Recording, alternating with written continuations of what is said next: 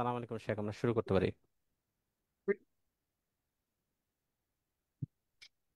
السلام عليكم ورحمة الله وبركاته. إن الحمد لله نحمده ونستعينه ونستغفره ونعوذ بالله من شرور أنفسنا ومن سيئات أعمالنا. من يهده الله فلا مضل له ومن يضلل فلا هادي له. واشهد ان لا اله الا الله وحده لا شريك له واشهد ان محمدا عبده ورسوله. يا ايها الذين امنوا اتقوا الله حق تقاته ولا تموتن الا وانتم مسلمون. يا أيها الناس اتقوا ربكم الذي خلقكم من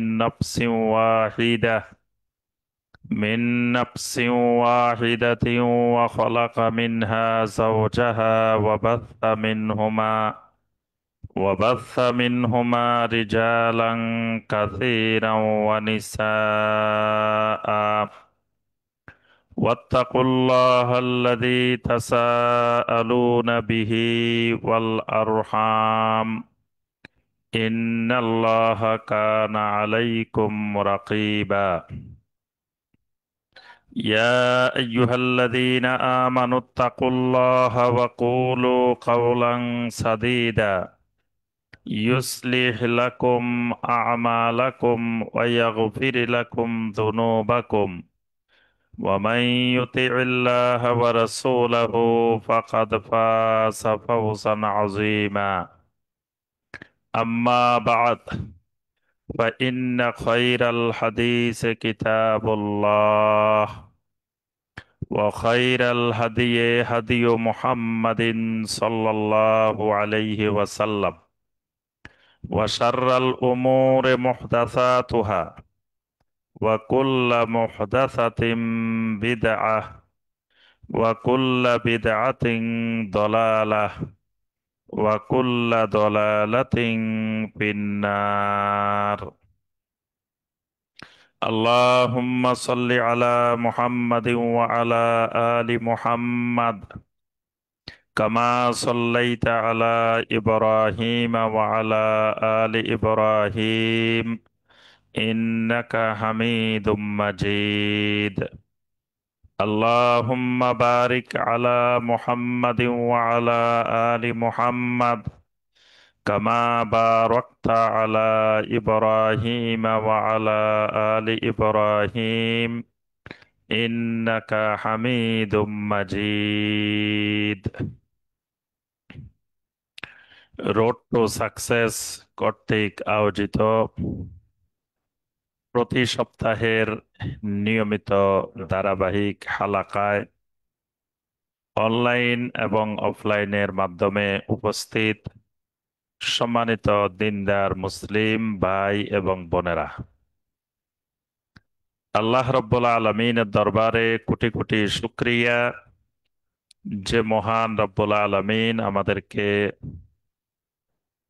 আজকের নির্ধারিত হালাকায় উপস্থিত হওয়ার এবং একটি গুরুত্বপূর্ণ বিষয়ের উপরে কোরআন সুন্নাহ থেকে সংক্ষিপ্তভাবে আলোচনা করার এবং শোনার যে মহান রব্বুল আলমিন আমাদেরকে তৌফিক দিয়েছেন, সে মহান রব্বুল আলমিনের শুকর আদায় করি।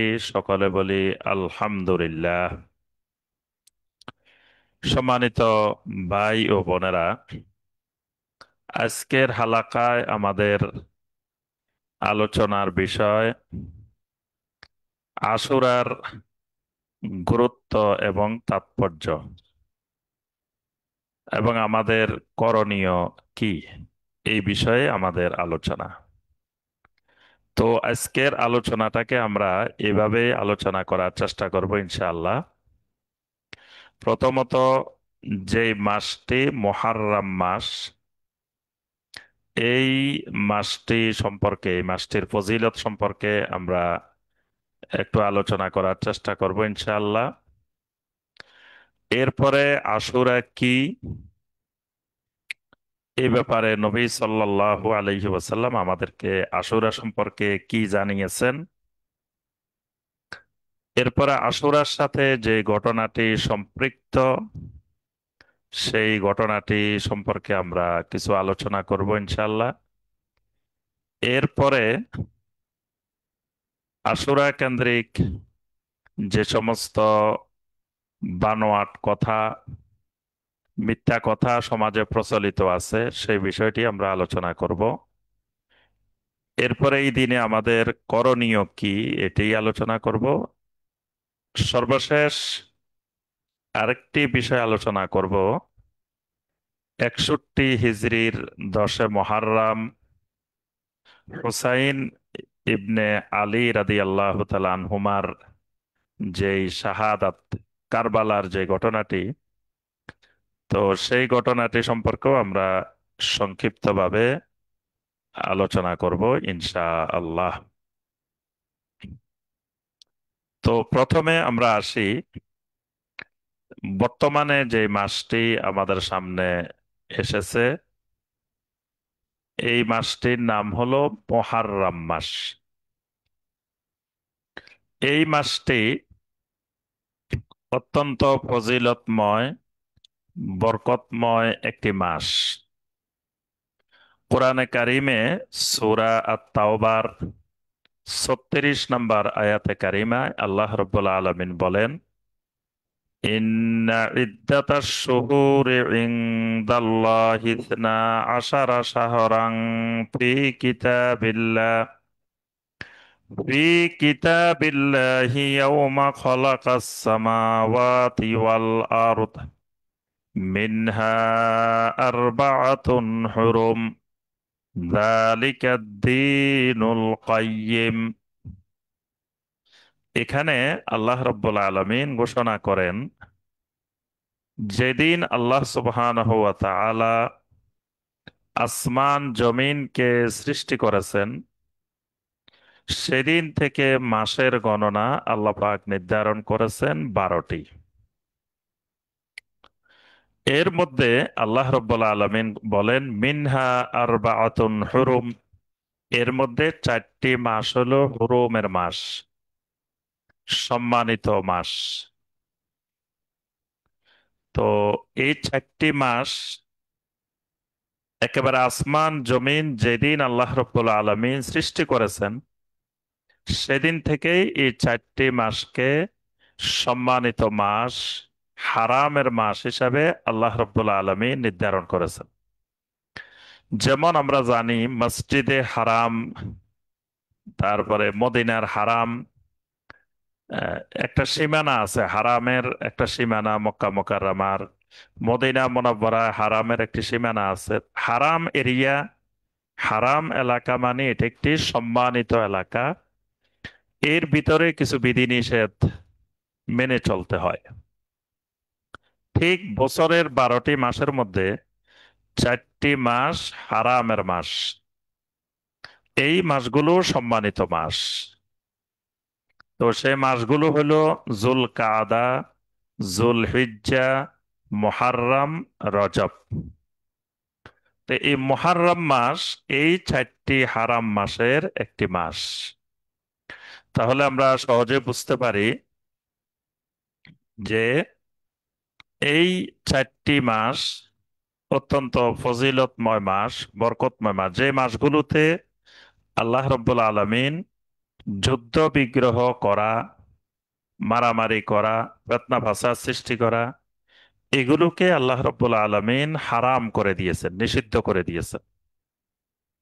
এর দ্বারা বোঝা যায় এগুলো নিষিদ্ধ হওয়ার কারণ হলো এই মাসগুলোকে আল্লাহর বান্দারা বেশি বেশি ইবাদতের জন্য, আল্লাহর দিকে মনোনিবেশ করার জন্য তারা চেষ্টা করবেন, বেশি বেশি ইবাদত বন্দেগী করবেন। এজন্যই আল্লাহ রাব্বুল আলামিন এই মাসগুলোকে হারামের মাস, সম্মানিত মাস হিসেবে নির্ধারণ করেছে। নবী সাল্লাল্লাহু আলাইহি ওয়াসাল্লাম হাদিসের মধ্যে বলেন, সহিহ মুসলিমের হাদিস, আবু হুরায়রা রাদিয়াল্লাহু তাআলা আনহু থেকে বর্ণিত, আল্লাহ রসূল সাল্লাল্লাহু আলাইহি ওয়াসাল্লাম বলেন, আফদালুস সিয়ামি বা'দা রমাদান শাহরুল্লাহিল মুহাররম ওয়া আফদালুস সালাতি বা'দাল ফারিদা সালাতুল লাইল। নবী সাল্লাল্লাহু আলাইহি ওয়াসাল্লাম বলেন, রমাদানের পরে সবচাইতে উত্তম সিয়াম হলো, আফদাল সিয়াম হলো আল্লাহর মাস মুহাররম মাসের সিয়াম। আর রাত্রির সলাতের পরে সলাতুল লাইল, ফরজ সলাতের পরে সবচেয়ে আফদাল সলাত হলো সলাতুল লাইল, মানে রাত্রিকালীন সলাত, তাহাজ্জুদের সলাত। ফরজ সলাতের পরে যেমন সবচাইতে ফজিলতময় সলাত তাহাজ্জুদের সলাত, ঠিক রমাদানের ফরজ সিয়ামের পরে সবচাইতে ফজিলতময় সিয়াম আল্লাহর মাস মুহাররম মাসের সিয়াম। তো এখানে লক্ষণীয় বিষয় যেটি, মাস তো 12টি আল্লাহর মাস। সফর মাসও আল্লাহর মাস, রবিউল আউয়াল মাসও আল্লাহর মাস, এসব মাসেই আল্লাহর মাস।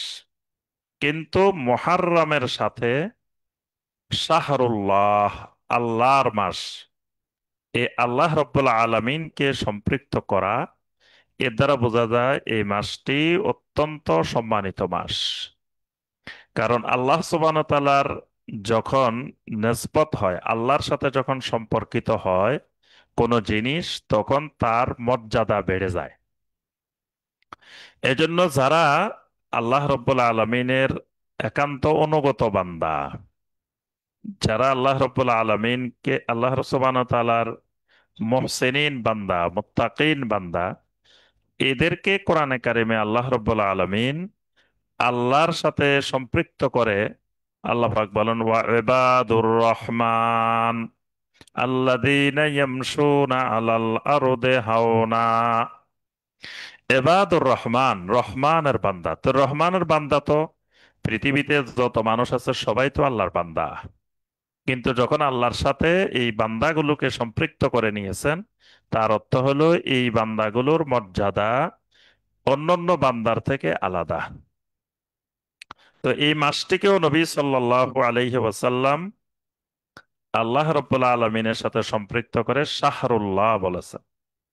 তাহলে আমরা বুঝতে পারি যে এই মাসটি কোরআনে কারিম দ্বারাও সাবেত, যে এই মাসটি অত্যন্ত ফজিলতময় মাস, হারামের মাস, সম্মানিত মাস। নবী সাল্লাল্লাহু আলাইহি ওয়াসাল্লামের হাদিস দ্বারাও প্রতিষ্ঠিত যে এটি অত্যন্ত ফজিলতময় এবং বরকতময় একটি মাস।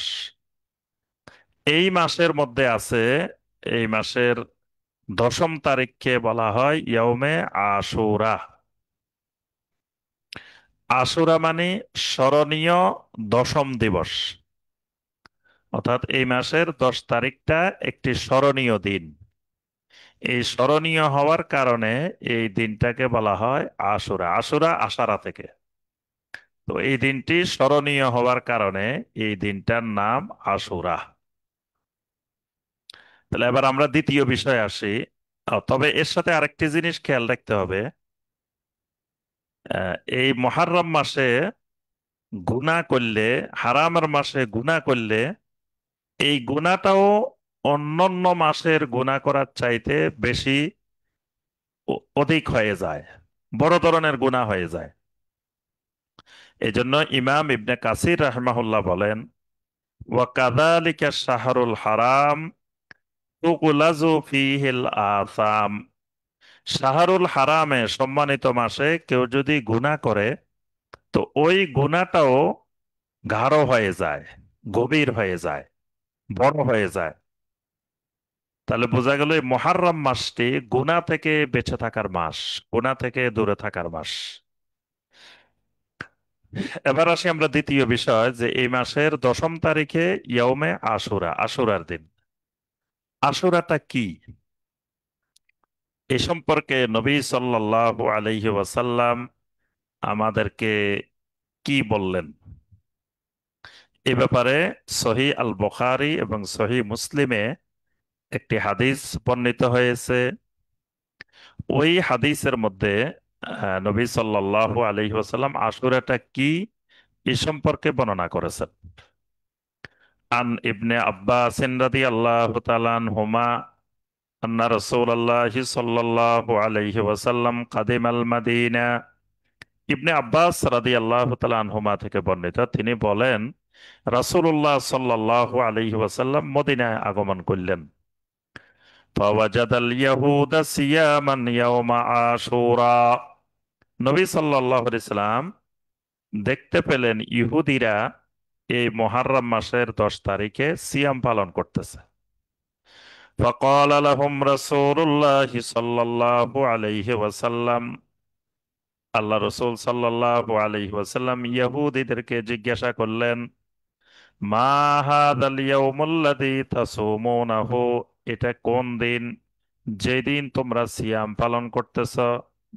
মানে আজকের এটা কি দিন, কোন বিশেষ দিন যেই দিনে তোমরা সিয়াম পালন করো?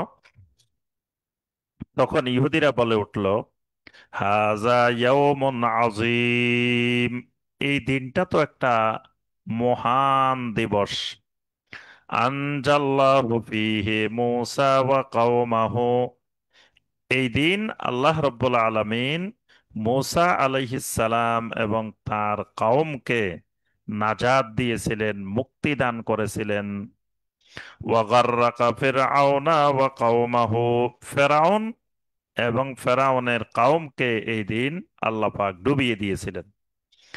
ফাসামাহু মূসা শুকরান ওয়া নাহনু নাসুমুহু, আর মূসা আলাইহিস সালাম আল্লাহ পাকের শুকরিয়া আদায় করে সেদিন সিয়াম পালন করেছিলেন।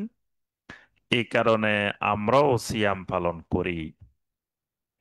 এই কথা শুনে ফাকাল রাসূলুল্লাহ সাল্লাল্লাহু আলাইহি ওয়াসাল্লাম, ইহুদিদের এই কথা শুনে নবী সাল্লাল্লাহু আলাইহি ওয়াসাল্লাম বললেন, ফানাহনু আহাক্কু ওয়া আওলা বিমূসা মিনকুম, তোমাদের চাইতে মুসা আলাইহিস সালামের সাথে বন্ধুত্বের সম্পর্ক, বেলায়েতের সম্পর্ক আমাদের বেশি।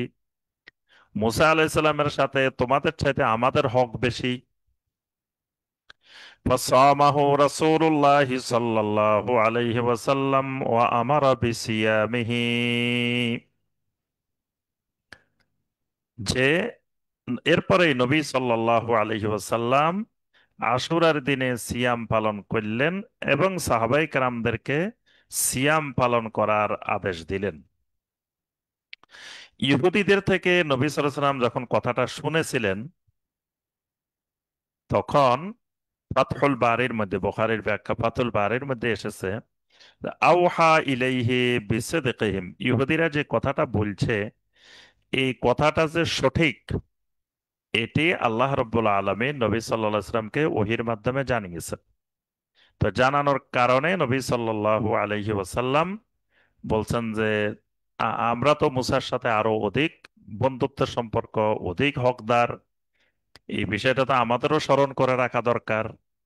তখন নবী সাল্লাল্লাহু আলাইহি ওয়াসাল্লাম সিয়াম পালন করলেন এবং সাহাবায়ে কেরামদেরকে সিয়াম পালন করার নির্দেশ দিলেন। তো হাদিসের মধ্যে মূলত আশুরার ব্যাপারে যে বিষয়টি পাওয়া যায় সেটি হলো এই একটি মাত্র বিষয়। এই বিষয়টি সহি হাদিসের মাধ্যমে প্রমাণিত, অর্থাৎ মুসা আলাইহিস সালাম এবং তার কওম এই দিন আল্লাহ পাক তাদেরকে মুক্তি দিয়েছেন, ফেরাউন এবং তার কওমকে আল্লাহ পাক ধ্বংস করে দিয়েছেন। এটিই হলো মূলত আশুরার প্রকৃত ঘটনা। এর পরবর্তীতে হয়তো অনেক ঘটনা ঘটতে পারে, কিন্তু সেগুলো আশুরার সাথে সম্পর্কিত ঘটনা না। আশুরা যে কারণে ফজিলতময় বরকতময় সেটি হলো এই ঘটনাটি। মুসা আলাইহিস সালাম তিনি উলুল আজম 5 জন রাসূলের মধ্যে একজন।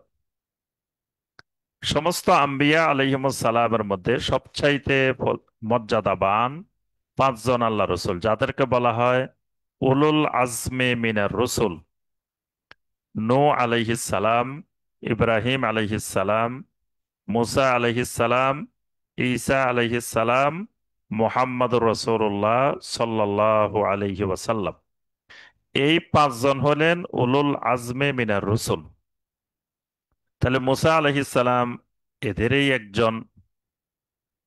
আহ, তো এই জন্য মুসা আলাইহিস সালামের সাথে আবার নবী সাল্লাল্লাহু আলাইহি সাল্লামের সাথে তার দাওয়াতে জিন্দেগির সাথে একটি গভীর সম্পর্ক আছে। মুসা আলাইহিস সালামের সাথে যেমন এক বড় শক্তি ফেরাউনি শক্তি, মুহাম্মদুর রাসূলুল্লাহ সাল্লাল্লাহু আলাইহি সাল্লামের সাথেও মক্কার মুশরিকদের এক বড় আবু জাহেলি শক্তি নবী সাল্লাল্লাহু আলাইহি সাল্লামের বিরুদ্ধেও প্রতিরোধ করে তুলেছিল। তো এই ঘটনাটি আল্লাহ পাক কিয়ামত পর্যন্ত স্মরণীয় করে রাখতে চান, যে ইমানদারদের সাথে যেখানে মুসা থাকবে সেখানে ফেরাউন থাকবে, যেখানে মোহাম্মদ সাল্লাল্লাহু আলাইহি সাল্লাম থাকবেন সেখানে আবু জাহেল থাকবে, এরকম কিয়ামত পর্যন্ত চলতে থাকবে। তো এই ক্ষেত্রে মনে রাখতে হবে আল্লাহ পাক ইমানদারদেরকে নাজাত দিবেন, আর সেই কুফফারদেরকে, সে তাগুতদেরকে আল্লাহ পাক ধ্বংস করে দিবেন। এটি হলো মূলত আশুরা। তো আশুরার এই ঘটনাটিকে কেন আল্লাহ রাব্বুল আলামিন কিয়ামত পর্যন্ত স্মরণ করে রাখতে চান? আহলুল এলেমগণ এই ব্যাপারে কিছু বিষয় বর্ণনা করেছেন। আহলুল এলেমেরা বলেন যে আল্লাহ রাব্বুল আলামিন এই বিষয়টাকে কেয়ামত পর্যন্ত স্মরণ করে রাখতে চান এই কারণে যে ফেরাউনের যে বৈশিষ্ট্যগুলো, এই বৈশিষ্ট্যগুলো যেন কেয়ামত পর্যন্ত কোনো ইমানদারের মধ্যে না থাকে। আর মুসা আলাইহিস সালামের যে বৈশিষ্ট্যগুলো, সেই বৈশিষ্ট্যগুলো যেন কেয়ামত পর্যন্ত সকল ইমানদারের মধ্যে যেন অবশিষ্ট থাকে। অর্থাৎ কেয়ামত পর্যন্ত সকল মুমিন মুসা আলাইহিস সালামের আদর্শকে অনুসরণ করে রাখবে, আর ফেরাউনের আদর্শ থেকে মুক্ত থাকার চেষ্টা করবে। ফেরাউনের আদর্শগুলো কি কি, আর মুসা আলাইহিস সালামের আদর্শগুলো কি কি? আল্লাহ রাব্বুল আলামিন, প্রথমে আমরা আসি ফেরাউনি আদর্শ, ফেরাউনি বৈশিষ্ট্য কি কি। আল্লাহ সুবহানাহু ওয়া তাআলা সূরা আল কাসাসের মধ্যে ফেরাউনি বৈশিষ্ট্য, কিছু ফেরাউনি বৈশিষ্ট্য বর্ণনা করেছেন। এক নম্বর বৈশিষ্ট্য, ইন্না ফিরআউনা আলা ফিল আরদে, ফেরাউন জমিনের মধ্যে সে প্রাধান্য বিস্তার করেছে, অর্থাৎ অহংকার করে। সূরা আল কাসাসের 39 নম্বর আয়াতে আল্লাহ পাক কথাটাকে এইভাবে বলছেন, ওয়াস্তাকবারা হুয়া ওয়া জুনুদুহু ফিল আরদে বিগাইরিল হক। ফেরাউন এবং তার সৈন্যরা জমিনের মধ্যে অন্যায়ভাবে অহংকার প্রদর্শন, কিবির প্রদর্শন করেছে। মানে ফেরাউন নিজেকে বড় মনে করেছে। এই বড় মনে করে ফেরাউন বলছে, আনা রব্বুকুমুল আলা, আমি তো তোমাদের সবচেয়ে বড় রব। এটা তার অহংকারের বহিঃপ্রকাশ। তারপরে ফেরাউন তার মন্ত্রী হামানকে বলতেছে, হামান তুমি একটা উঁচু ভবন ইমারত বানাও। আত্তালিউ ইলা ইলাহি মুসা, আমি একটু ওই ভবনের উপরে উঠে মুসার মাবুদকে দেখে আসব। মানে সে অনেক দাম্ভিকতাপূর্ণ কথাবার্তা, দাম্ভিকতাপূর্ণ আচরণ করেছিল। তো আল্লাহ রাব্বুল আলামিন দেখাই দিলেন যে এই অহংকারী দাম্ভিক ব্যক্তিদের পরিণতি কি হয়, সেটা আল্লাহ পাক দেখাই দিলেন। তাহলে ফেরাউনি বৈশিষ্ট্য, অহংকার করা, দাম্ভিকতা প্রদর্শন করা, এটি ফেরাউনি বৈশিষ্ট্য। আরেকটি ফেরাউনি বৈশিষ্ট্য হলো ওয়াজআলা আহলাহা শিয়াআন। তাহলে এই বৈশিষ্ট্যের বিপরীতে, ফেরাউনি বৈশিষ্ট্যের বিপরীতে মুসাই বৈশিষ্ট্য। মুসাই বৈশিষ্ট্য কি? মুসাই বৈশিষ্ট্য হলো যে অহংকার মুক্ত হয়ে বিনয়ী হওয়া। মুসাই বৈশিষ্ট্য হলো বিনয়ী হওয়া, আর ফেরাউনি বৈশিষ্ট্য হলো অহংকারী হওয়া। যেমন সূরা তাহার 44 নম্বর আয়াত, আল্লাহ রাব্বুল আলামিন মুসা আলাইহিস সালামকে বলেন, ফাকুলা লাহু কাওলাল লায়্যিনা লাআল্লাহু ইয়াতাযাক্কারু আও ইয়াখশা। মুসা এবং আহ, তার ভাই হারুন আলাইহিমাস সালাম দুইজনকে যখন আল্লাহ রাব্বুল আলামিন ফেরাউনের কাছে পাঠালেন, আল্লাহ পাক বললেন, ইযহাবা ইলা ফিরআউনা ইন্নাহু তাগা। তোমরা দুইজনে ফেরাউনের কাছে যাও, ফেরাউনের কাছে যাও, কারণ ফেরাউন তাগুত হয়ে গেছে। তবে সে যত বড় তাগুত হোক, যত বড় খারাপ লোক হোক, খবরদার ফাকুলা লাহু কাওলাল লায়্যিনা, তোমরা যখন তার কাছে যাবে তখন অত্যন্ত নম্র ভাষায়, ভদ্র ভাষায়, সুন্দর ভাষায় কথা বলবে। লাআল্লাহু ইয়াতাযাক্কারু আও ইয়াখশা, আশা করা যায় তোমরা বিনয়ী হলে, নম্র ভাষায় দাওয়াত দিলে সেই উপদেশ গ্রহণ করবে অথবা আল্লাহকে ভয় করবে।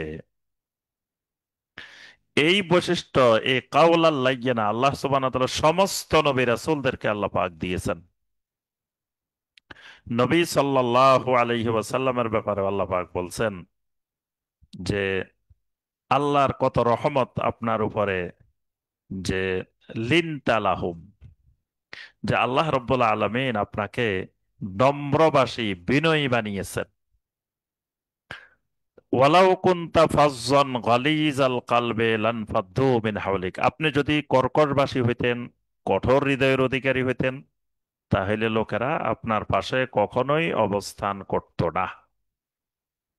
তাহলে আমরা এক নম্বরে যেটি পেলাম সেটি হলো ফেরাউনি বৈশিষ্ট্য, অহংকার করা, দাম্ভিকতা প্রদর্শন করা। আর মুসাই বৈশিষ্ট্য, বিনয়ী হওয়া, নম্র ভদ্র হওয়া, এটা হলো মুসাই বৈশিষ্ট্য। 2 নম্বর, সূরা আল কাসাসের 4 নম্বর আয়াতে আল্লাহ পাক বলেন, ওয়াজআলা আহলাহা শিয়াআন, ফেরাউন তার জাতিকে, তার আহালকে দ্বিধা বিভক্ত করে রেখেছে, খণ্ডে খণ্ডে বিভক্ত করে রেখেছে। তাহলে ফেরাউনি বৈশিষ্ট্য হলো জাতিকে বিভক্ত করা। কারণ ফেরাউন মনে করছে জাতি যদি ঐক্যবদ্ধ থাকে তাহলে জাতির উপরে আধিপত্যবাদ বিস্তার করা, সাম্রাজ্যবাদ বিস্তার করা এটা কঠিন। এজন্য যুগে যুগে যত এরকম সাম্রাজ্যবাদ, আধিপত্যবাদ, এদের বৈশিষ্ট্য হলো এরা সবসময় জাতিকে বিভক্ত করে রাখে। আর মুসা আলাইহিস সালাম, তার বৈশিষ্ট্য হলো জাতিকে ঐক্যবদ্ধ করা। এজন্য মুসা আলাইহিস সালাম যতবার দাওয়াত দিয়েছেন, দাওয়াতের মধ্যে তিনি বলছেন, ইয়া কওমি ইবুদুল্লাহ মা লাকুম মিন ইলাহিন গায়রুহ। তিনি তার জাতিকে শুধু কিপ্তিকে লক্ষ্য করে অথবা শুধু মানে ইসরায়েলকে লক্ষ্য করে তিনি দাওয়াত দেন নাই। তিনি দাওয়াতের মধ্যে বারবার বলছেন ইয়া কাউমে। যেমন সূরা সফের 5 নম্বর আয়াত, আল্লাহ পাক বলেন, ওয়া ইয ক্বালা মূসা লিকাওমিহি ইয়া কওমি লিমা তুযুনানি ওয়া কাদ তা'লামুনা আন্নী রাসূলুল্লাহি ইলাইকুম। মুসা আলাইহিস সালাম তার কওমকে বললেন, হে আমার জাতি, লিমা তুযুনানি, তোমরা কেন আমাকে কষ্ট দিতেছ? ওয়া কাদ তা'লামুনা আন্নী রাসূলুল্লাহি ইলাইকুম, তোমরা তো জানো যে আমি তোমাদের কাছে আল্লাহর রাসূল হয়ে এসেছি। এখানে মুসা আলাইহিস সালামকে কষ্ট দিচ্ছে কিন্তু কিপ্তিরা, যারা মুসা আলাইহিস সালামের স্বজাতি না। কিন্তু মুসা আলাইহিস সালাম বলেন নাই যে হে কিপ্তিরা কেন আমাকে কষ্ট দিচ্ছ, বলছেন ইয়া কওমে লিমা তুযুনানি, ও আমার কওম কেন আমাকে কষ্ট দিচ্ছ। তাহলে মুসা আলাইহিস সালাম কিপ্তি আর ইসরায়েলি এই দুটার মধ্যে ভাগ করেন নাই, তিনি পুরাটাকেই বলছেন ইয়া কওমি। তাহলে মুসাই বৈশিষ্ট্য জাতিকে ঐক্যবদ্ধ করা, আর ফেরাউনি বৈশিষ্ট্য জাতিকে দ্বিধা বিভক্ত করা। 3 নম্বর, ইয়াস্তাদঈফ তাইফাতাম মিনহুম, ফেরাউনি বৈশিষ্ট্য জাতির একটি অংশকে দুর্বল করে ফেলা। জাতির একটা অংশকে চিহ্নিত করে ওই অংশটাকে দুর্বল করা, মানে যেই অংশটা তার ক্ষমতা নিয়ে নিতে পারে এই আশঙ্কা বোধ করে, সেই অংশটার উপরে অত্যাচার নির্যাতন চালিয়ে সেটাকে দুর্বল করে দেওয়া, এটি ফেরাউনি বৈশিষ্ট্য। কিন্তু মুসাই বৈশিষ্ট্য, যে কাউকে দুর্বল করা, কারো প্রতি জুলুম করা, এগুলো মুসাই বৈশিষ্ট্যের মধ্যে নাই। 4 নম্বর, ফেরাউনি বৈশিষ্ট্য যে কোনো একটা কাউমের উপরে এমন নির্যাতন চালানো, সেই কাউমটাকে পুরুষ শূন্য করে নারীদেরকে বাঁচিয়ে রাখা, এটা ফেরাউনি বৈশিষ্ট্য। সূরা আল বাকারার 49 নম্বর আয়াত, وَإِذْ نَجَّيْنَاكُمْ مِنْ آلِ فِرْعَوْنَ يَسُومُونَكُمْ سُوءَ الْعَذَابِ يُذَبِّحُونَ أَبْنَاءَكُمْ وَيَسْتَحْيُونَ نِسَاءَكُمْ। আল্লাহ পাক বলেন, যখন আমি তোমাদেরকে আলে ফেরাউন থেকে নাজাত দিয়েছিলাম, যে আলে ফেরাউন তোমাদেরকে কষ্টকর অত্যাচার নির্যাতন করত, তো এদের নির্যাতনের একটা ভয়াবহ নির্যাতন ছিল কি? ইউযাব্বিহুনা আবনাআকুম ওয়া ইস্তাহয়ুনা নিসাআকুম। এরা তোমাদের ছেলে সন্তানদেরকে জবেহ করে ফেলতো, তোমাদের কন্যা সন্তানদেরকে এরা জীবিত রাখতো।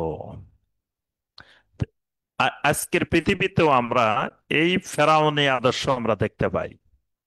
যেমন আমরা ফিলিস্তিনের দিকে তাকাইলে আমরা দেখি ইসরায়েলের বর্বর অসভ্য ইহুদিবাদী মালউন, আল্লাহর লানত প্রাপ্ত গজবপ্রাপ্ত জাতি। এই জাতিটা ফিলিস্তিনের মুসলিম ভাইদেরকে, এমনকি শিশুদেরকে, কিশোরদেরকে দেখে দেখে ছেলে সন্তানগুলোকে তারা হত্যা করে ফেলে। এই কারণে হত্যা করে ফেলে যে যাতে এরা বড় হয়ে এরা দাঁড়াইতে না পারে, এই জাতিকে নেতৃত্ব দিতে না পারে, এই জাতিকে গঠন করতে না পারে। এই কারণে এই ফেরাউনি বৈশিষ্ট্য সেখানে এই ইহুদিবাদী ইসরায়েল পরিচালনা করে। আমাদের পার্শ্ববর্তী মিয়ানমার, এখানেও আমরা দেখেছি যে পুরুষদেরকে, যুবকদেরকে, কিশোরদেরকে কিভাবে তারা হত্যা করেছিল। তো এই বৈশিষ্ট্যটা কিয়ামত পর্যন্ত ফেরাউনি বৈশিষ্ট্য হিসেবে আল্লাহ পাক চিহ্নিত করে রেখেছে। আর মুসাই বৈশিষ্ট্য হলো যেখানে এই জাতীয় কোনো জুলুম করা হয় না, বরং সেখানে সবার বেঁচে থাকার অধিকার। ইসলামী শরীয়তের একটি মাকাসেদ হলো, মাকাসেদ শরিয়ার একটি গুরুত্বপূর্ণ দিক হলো হেফজুন নফস, মানুষকে হেফাজত করা, মানুষের জীবনকে রক্ষা করা, মানুষের জীবন নিরাপদের জন্য, রক্ষার জন্য ইসলাম। আচ্ছা, 5 নম্বর ফেরাউনি বৈশিষ্ট্য, ইন্নাহু কানা মিনাল মুফসিদিন। সূরা আল কাসাসের 4 নম্বর আয়াতে আল্লাহ পাক বলছেন, ফেরাউন ছিল ফাসাদ সৃষ্টিকারীদের অন্তর্ভুক্ত, অর্থাৎ সন্ত্রাস সৃষ্টিকারীদের অন্তর্ভুক্ত। সূরা আল ফাজর, এখানে আল্লাহ পাক বলছেন, ওয়া ফিরআউনা যিল আওতাদ আল্লাযীনা তাগাউ ফিল বিলাদ ফাআকসারু ফীহাল ফাসাদ। এই ফেরাউনি বৈশিষ্ট্য যে এরা ফাআকসারু ফীহাল ফাসাদ, এরা জমিনে ফাসাদ সৃষ্টি করে। আর মুসা আলাইহিস সালাম ছিলেন, ওয়াইদ আতাইনা মূসাল কিতাবা ওয়াল ফুরকানা লাআল্লাকুম তাহতাদুন। মুসাই বৈশিষ্ট্য হলো সন্ত্রাস মুক্ত হয়ে হেদায়েতের পথে পরিচালিত হওয়া। 6 নম্বর ফেরাউনি বৈশিষ্ট্য তাগুত, সীমা লঙ্ঘন করা। কি ব্যাপারে সীমা লঙ্ঘন? আল্লাহ রাব্বুল আলামিনের এবাদতের ব্যাপারে সীমা লঙ্ঘন, এত্তেবার ব্যাপারে সীমা লঙ্ঘন, এতাআতের ব্যাপারে সীমা লঙ্ঘন। এই সীমা লঙ্ঘন করাটা ফেরাউনি বৈশিষ্ট্য। আর মুসা আলাইহিস সালামের বৈশিষ্ট্য, মুসাই বৈশিষ্ট্য হলো প্রস্তুত তাওয়াক্কুল আলাল্লাহ, অর্থাৎ কোনো ব্যাপারে সীমা লঙ্ঘন না করে সীমার ভিতরে অবস্থান করা, হুদুদুল্লাহর ভিতরে অবস্থান করা। তাহলে আমরা বুঝলাম এই এই বিষয়গুলো আহলুল এলেমেরা উল্লেখ করেছেন যে এই ফেরাউনি এই বৈশিষ্ট্যগুলো আল্লাহ পাক কোরআনে উল্লেখ করেছেন, মুসা এই বৈশিষ্ট্যগুলো উল্লেখ করেছেন। এই দিনটাকে আল্লাহ রাব্বুল আলামিন কিয়ামত পর্যন্ত স্মরণীয় করে রাখতে চান, এই জন্যই যাতে ওই ফেরাউনি বৈশিষ্ট্য থেকে মানুষ মুক্ত হয়ে মুসাই বৈশিষ্ট্য মানুষ গ্রহণ করে। এটি হলো এই দিনের ব্যাপারে কোরআনে কারিমের বক্তব্য। এবার আসি আশুরার দিনে আমাদের করণীয় কি।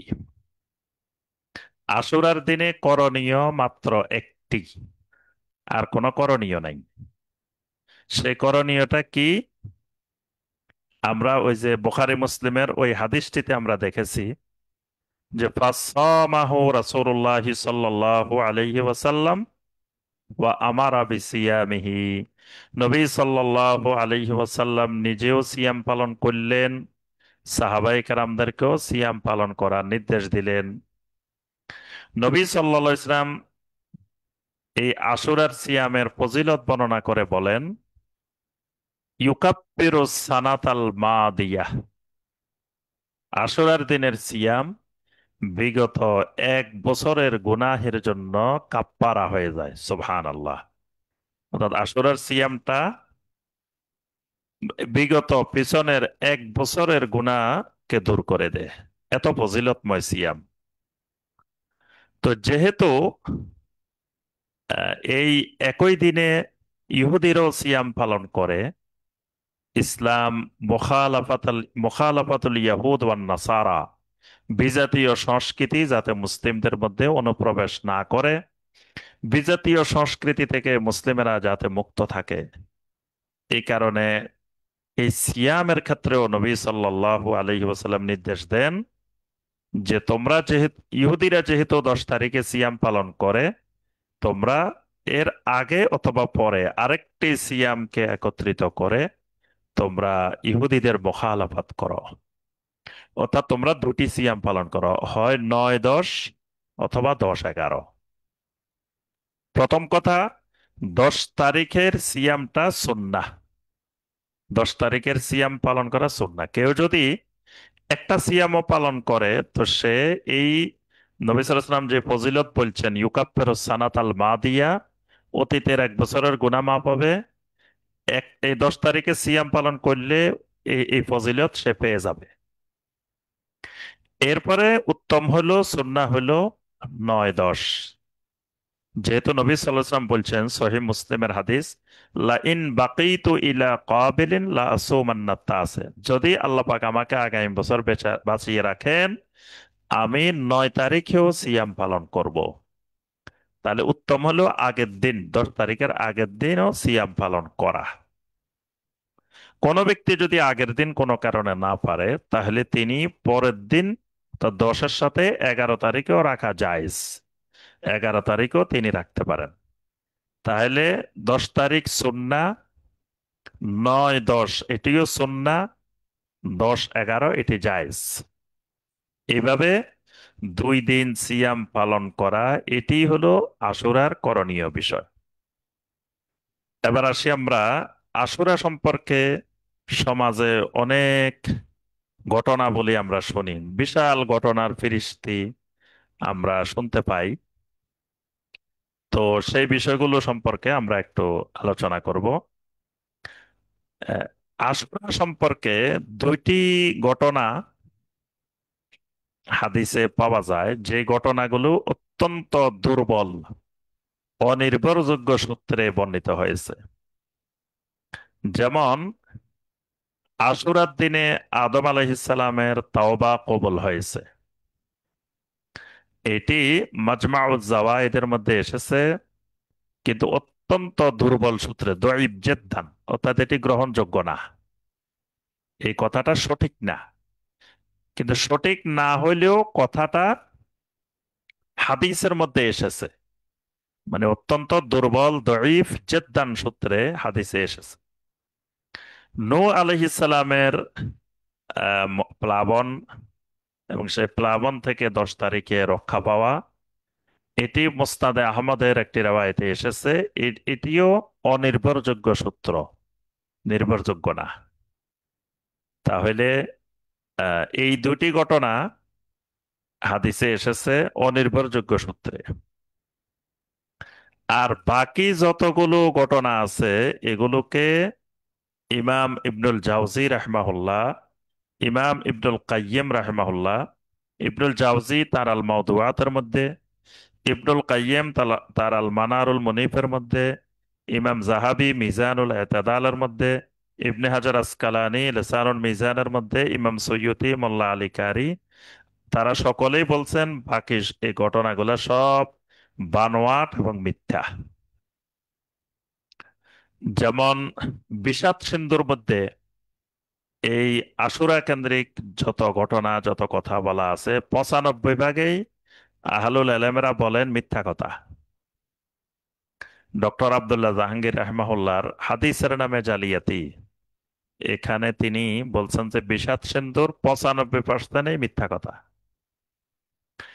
একটা হাদিস কোন কোন খুতবার বইয়ের মধ্যে পর্যন্ত লেখা হয়ে গেছে এই হাদিসটা জাল। ইমাম আহমদ বিন হাম্বল, শাইখুল ইসলাম, ইমাম ইবনে তাইমিয়া রাহমাহুল্লাহ ওনারা সকলে বলছেন এই হাদিসটি জাল। সেই হাদিসটি হলো যে ব্যক্তি আশুরার দিনে তার পরিবারে ভালো খাওয়া দাওয়ার ব্যবস্থা করবে, সারা বছর আল্লাহ তার জন্য ভালো খাওয়া দাওয়ার ব্যবস্থা করে দিবে, এই হাদিসটি জাল।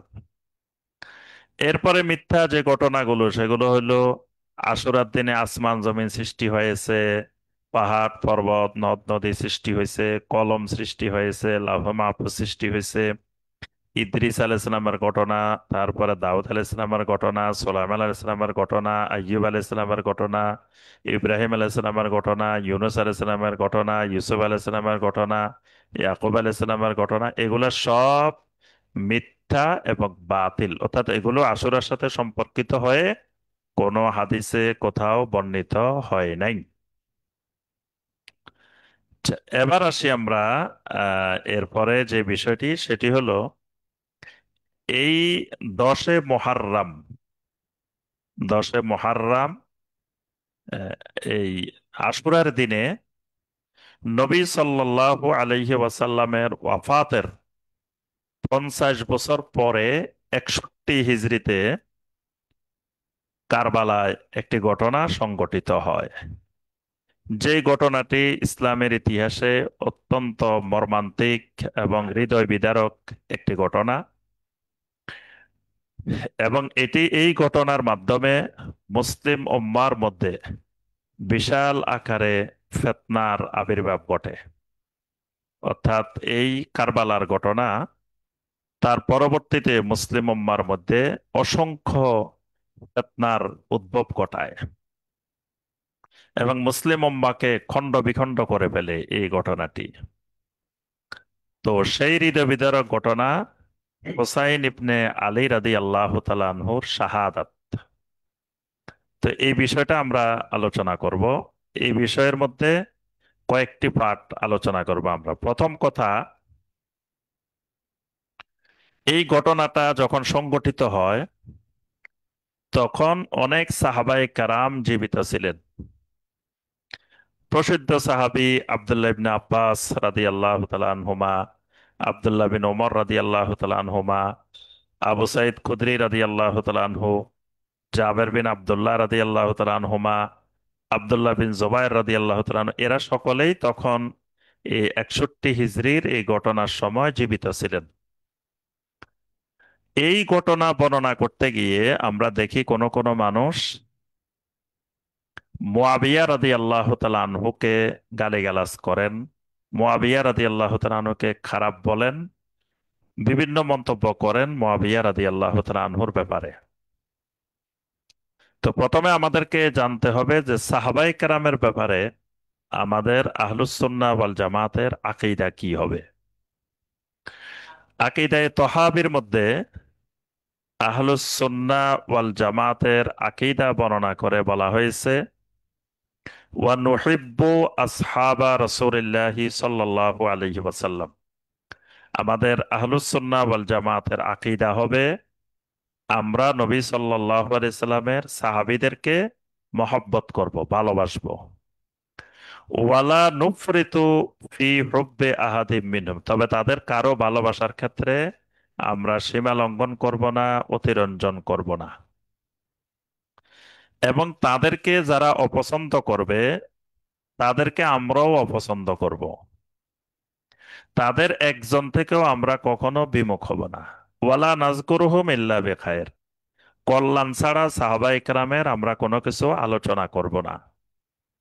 ওয়া হুব্বুহুম দীনুন ওয়া ঈমানুন ওয়া ইহসানুন, সাহাবাই কেরামদেরকে মহব্বত করা, ভালোবাসা, এটা দিন, এটা ঈমান, এটা এহসান। সাহাবাই কেরামকে ভালোবাসা এটা দিন, এটা ঈমান, এটা এহসান। ওয়া বুগদুহুম কুফরুন ওয়া নিফাকুন ওয়া তুগয়ান, সাহাবাই কেরামের প্রতি কোন ধরনের হিংসা, বিদ্বেষ, অপছন্দতা রাখা, এটা কুফরি, এটা নেফাক, এটা তুগয়ান। এজন্য কেউ যদি কোনো সাহাবীকে গালি দেয়, কোনো সাহাবীর ব্যাপারে খারাপ মন্তব্য করে, সে কাফের। কেউ যদি আবু বকর, ওমর, উসমান রাদিয়াল্লাহু তাআলা আনহুমকে গালি দেয়, সে কাফের। কেউ যদি আম্মাজান আয়েশাকে গালি দেয়, সে কাফের। কেউ যদি মুআবিয়া রাদিয়াল্লাহু তাআলা আনহুকে গালি দেয়, সে কাফের। যে কোনো সাহাবীকে যদি কেউ অপছন্দ করে, তার ব্যাপারে খারাপ মন্তব্য করে, গালি দেয়, তাহলে সে কাফের। এটাই আহলুস সুন্নাহ ওয়াল জামাতের আকীদা। তাহলে এই ঘটনা বর্ণনা করতে গিয়ে ইতিহাস, এই ঘটনা হলো ইতিহাস, এই ঘটনা কিন্তু কোনো হাদিস না। যেহেতু নবী সাল্লাল্লাহু আলাইহি সাল্লাম তখন নেই, নবী সাল্লাল্লাহু আলাইহি সাল্লামের 50 বছর পরের ঘটনা। নবী সাল্লাল্লাহু আলাইহি সাল্লামের ওফাত 11 হিজরি, এই ঘটনা হলো 61 হিজরি। তাহলে তখন এই ঘটনাগুলো আমাদের কাছে এসেছে ইতিহাস আকারে। তো এই কারণে ইতিহাসের উপরে ভিত্তি করে কোনো সাহাবীকে খারাপ মনে করা, গালিগালাজ করা, সাহাবীর সমালোচনা করা, এটি যাবে না। 2 নম্বর বিষয়, এখানে হোসাইন ইবনে আলী রাদিয়াল্লাহু তাআলা আনহুম আনহুমা, তিনি শুধু সাহাবী নন, সাহাবীর সাথে সাথে তিনি আহলু বায়তে রাসূলিল্লাহি সাল্লাল্লাহু আলাইহি ওয়াসাল্লাম। তিনি সাহাবায়ে কেরাম হিসাবে তো তার একটি মর্যাদা আছেই। সাহাবায়ে কেরামের ব্যাপারে আল্লাহ পাক সূরা তাওবার 100 নম্বর আয়াতে ঘোষণা দিয়েছেন, সাহাবায়ে কেরামকে আল্লাহ পাক জান্নাত তৈরি করে রেখেছেন সাহাবায়ে কেরামের জন্য। সুবহানাল্লাহ। সূরা আল ফাতহের 29 নম্বর আয়াতে আল্লাহ পাক বলছেন যে সাহাবায়ে কেরামের বৈশিষ্ট্য বর্ণনা করে আল্লাহ পাক বলছেন, সাহাবায়ে কেরামের উপরে আল্লাহ সন্তুষ্ট, তারা আল্লাহর উপরে সন্তুষ্ট হয়ে গেছেন। নবী সাল্লাল্লাহু আলাইহি ওয়াসাল্লাম বলছেন, খবরদার তোমরা আমার কোন সাহাবীকে গালি দিও না।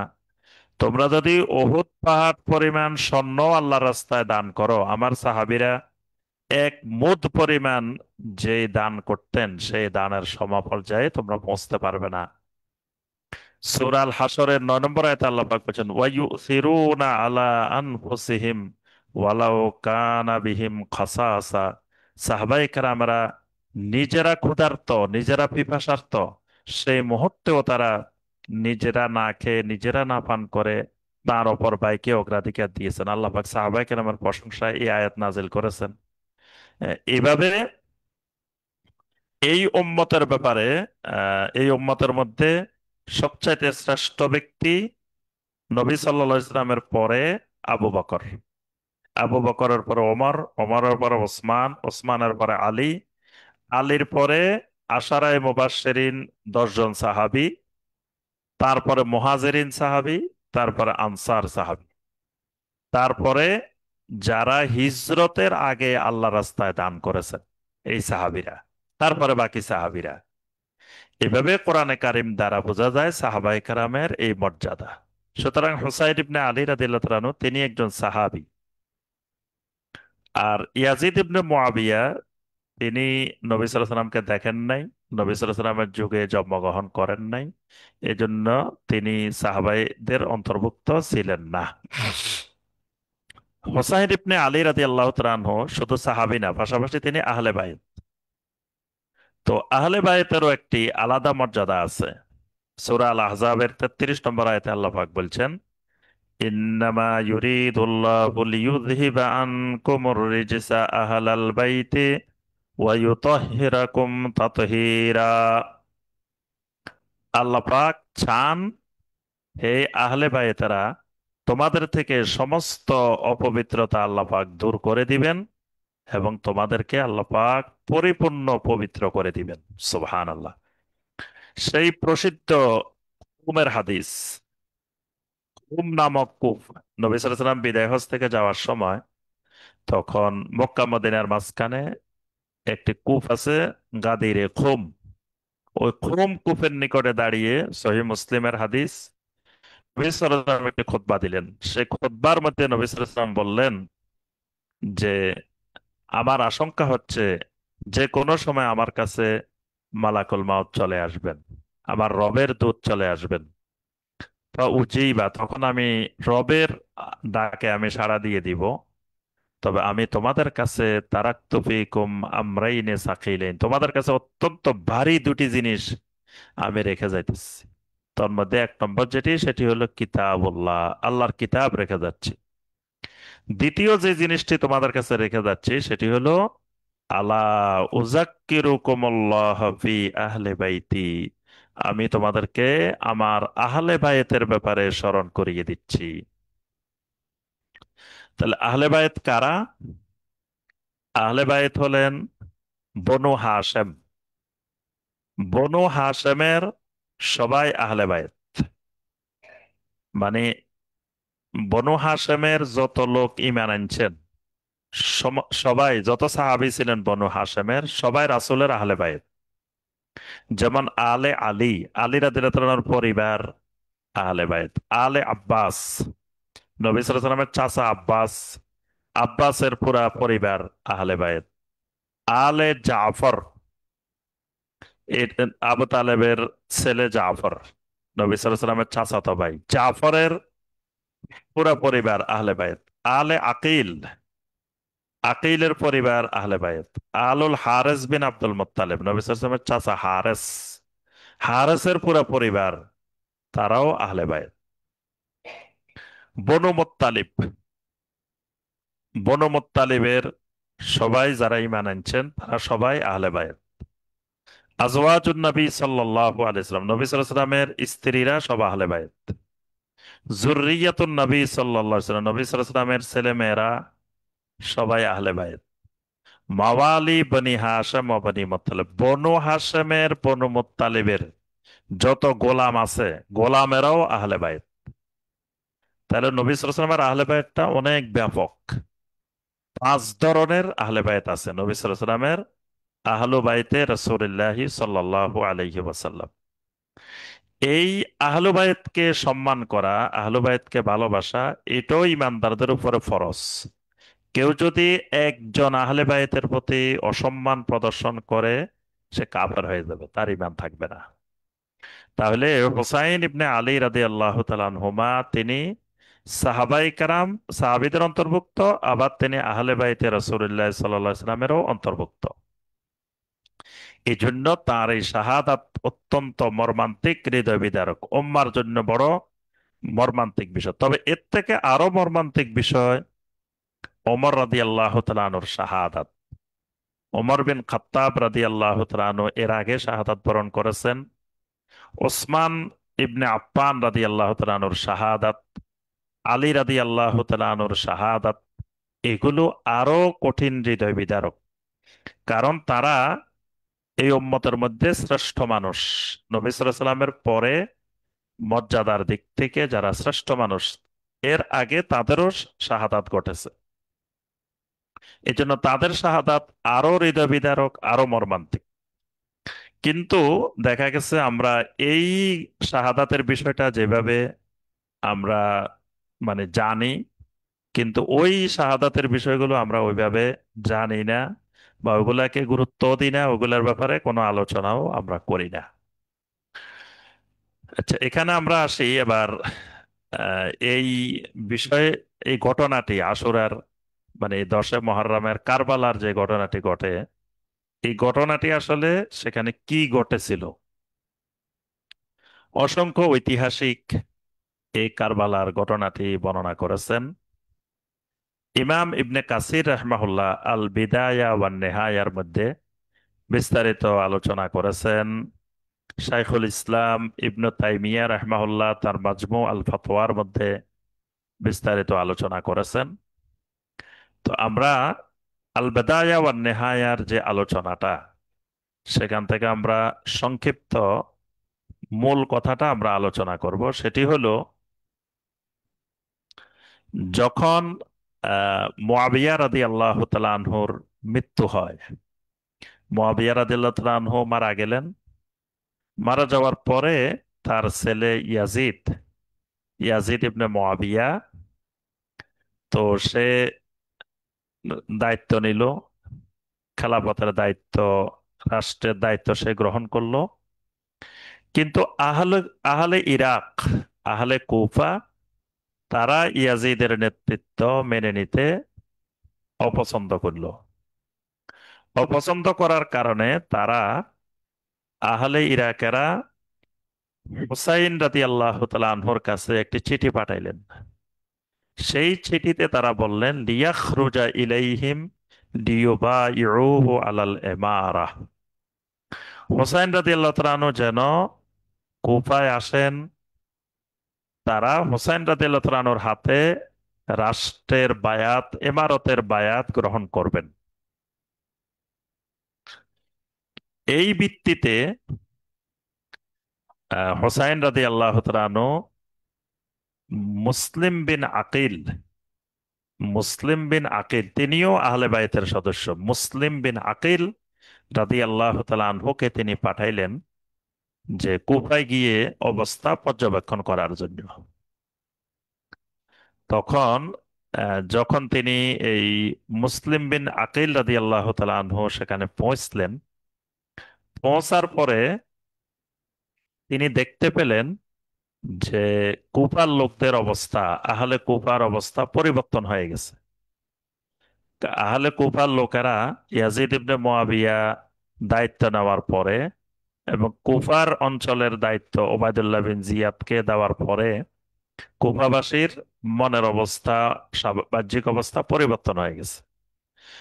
মনে মনে তারা হুসাইন রাদিয়াল্লাহু তাআলা আনহুকে চাচ্ছিলেন, কিন্তু আবার ওবায়দুল্লাহ বিন জিয়াদের তরবারিরও তারা ভয় করতেছিলেন। এর মধ্যে তারা এই আকিল, মুসলিম বিন আকিল রাদিয়াল্লাহু তাআলা আনহুকে তারা হত্যা করে ফেলে। ওবায়দুল্লাহ বিন জিয়াদ এই হোসাইন রাদিয়াল্লাহু তাআলা আনহুর দূত মুসলিম বিন আকিল রাদিয়াল্লাহু তাআলা আনহুকে তারা হত্যা করে। হোসাইন রাদিয়াল্লাহু তাআলা আনহু চাইলে, তিনি জানতেন না যে মুসলিম বিন আকিলকে হত্যা করেছে, বা ওই কুফাবাসীর যে অবস্থা পরিবর্তন হয়ে গেছে এটাও তিনি খবর পান নাই। তিনি তাদের ওই চিঠির কারণে তিনি বের হওয়ার ইচ্ছা করলেন।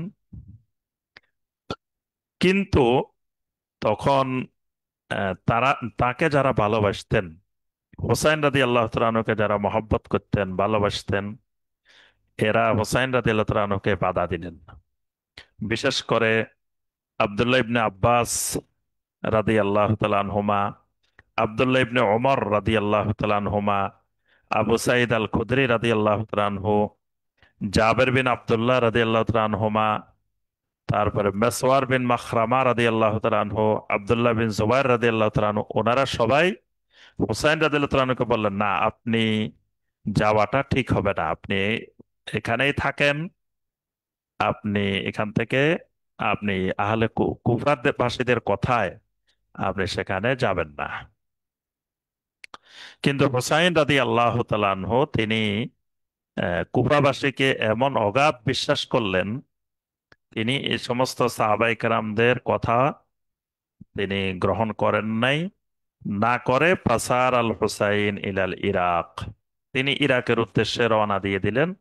ওয়া নাজালা বি কারবালা, তিনি কারবালায় পৌঁছলেন। পৌঁছার পরে তিনি জানতে পারলেন যে আন্না আহলাল ইরাক তুনকিরু লাহু, যে আহলে ইরাক এখন তাকে আর মেনে নেওয়ার ব্যাপারে তাদের আগ্রহ নাই, তাদের ইচ্ছা নাই, তারা এখন আগের সিদ্ধান্তের উপরে নাই। তখন হুসাইন রাদিয়াল্লাহু তাআলা আনহু তিনটি অপশন দিলেন। তখন ওই ইয়াজিদের বাহিনীকে, ইয়াজিদের সৈন্যকে তিনটি অপশন দিলেন। ইম্মা আন ইয়াতরুকুহু ইয়ারজিউ ইলা মাক্কা, বললেন ঠিক আছে, আমাকে আমাদেরকে ছেড়ে দাও, আমি মক্কা চলে যাব। এক নম্বর অপশন, আমি মক্কা চলে আসব।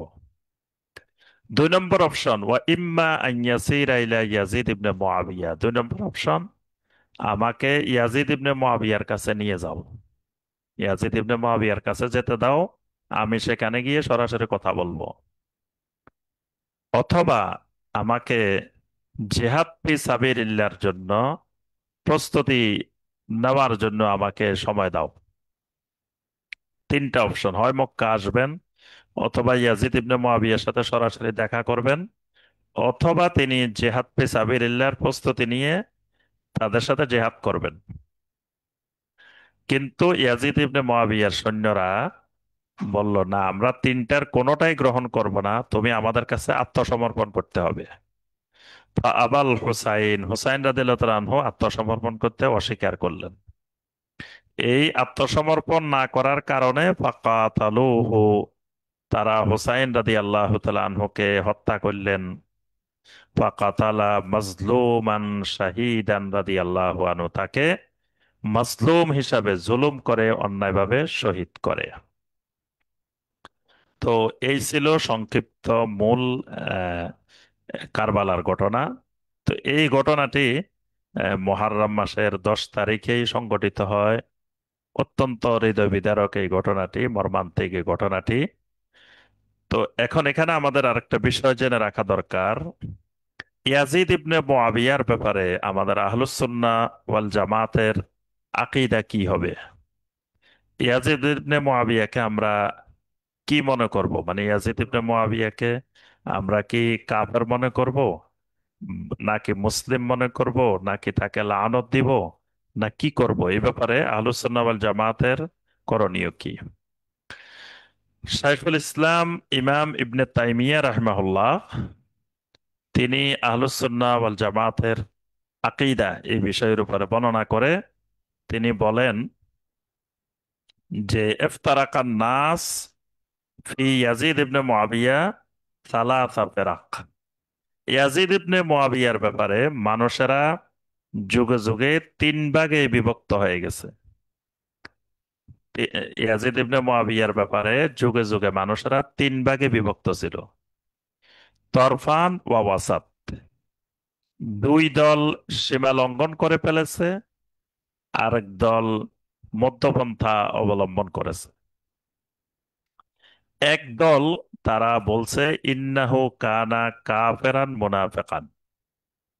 এক দল, তারা বলতো যে ইয়াজিদ ইবনে মুআবিয়া সে কাফের, সে মুনাফেক, এরকম কথাবার্তা বলতো একদল।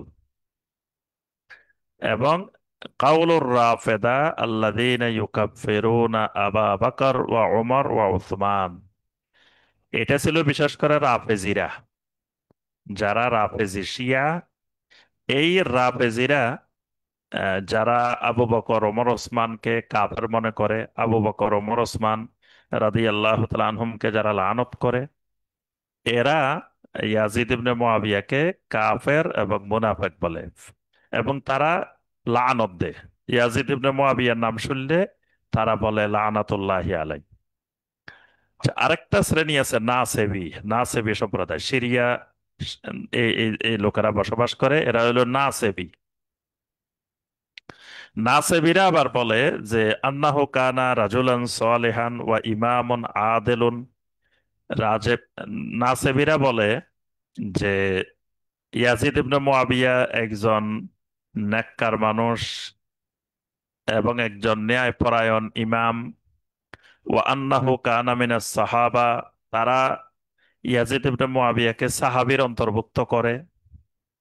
কিন্তু আসলে আহ, ইয়াজিদ ইবনে মুআবিয়ার জন্ম হয় খেলাফতে ওসমান ইবনে আলী, ওসমান রাদিয়াল্লাহু তাআলার খেলাফতের সময় তার জন্ম হয়, তিনি আল্লাহ রসুলকে দেখেন নাই। কিন্তু এই গোষ্ঠীটি তারা ইয়াজিদ ইবনে মুআবিয়াকে তারা বলে যে সাহাবী, এবং তার নাম শুনলে তারা বলে রাদিয়াল্লাহু তাআলা আনহু। এরা হলো নাসেবী। এই দুটি সম্প্রদায় সীমা লঙ্ঘন করেছে। রাফেজিরও এই ক্ষেত্রে সীমা লঙ্ঘন করেছে, এবং নাসেবিরও এই ক্ষেত্রে সীমা লঙ্ঘন করেছে। এক্ষেত্রে মধ্যপন্থা যেটি আহলুস সুন্নাহ ওয়াল জামাত যে মতটি গ্রহণ করেছে সেটি হলো আন্নাহু কানা মালিকান মিন মুলুকিল মুসলিমিন। তিনি মুসলিম শাসকদের মধ্য থেকে একজন শাসক ছিলেন। লাহু হাসানাত ওয়া সাইয়্যাত। ইয়াজিদ ইবনে মুআবিয়ার কিছু ভালো কাজও আছে, খারাপ কাজও আছে। ভালো এবং খারাপ দুইটার সংমিশ্রণ আছে তার মধ্যে। ওয়ালাম ইউলাদ ইল্লা বি খেলাফতে ওসমান। তিনি ওসমান রাদিয়াল্লাহু তাআলা আনহুর খেলাফত কালে জন্মগ্রহণ করেছেন, সুতরাং তিনি সাহাবী হওয়ার প্রশ্নই ওঠে না।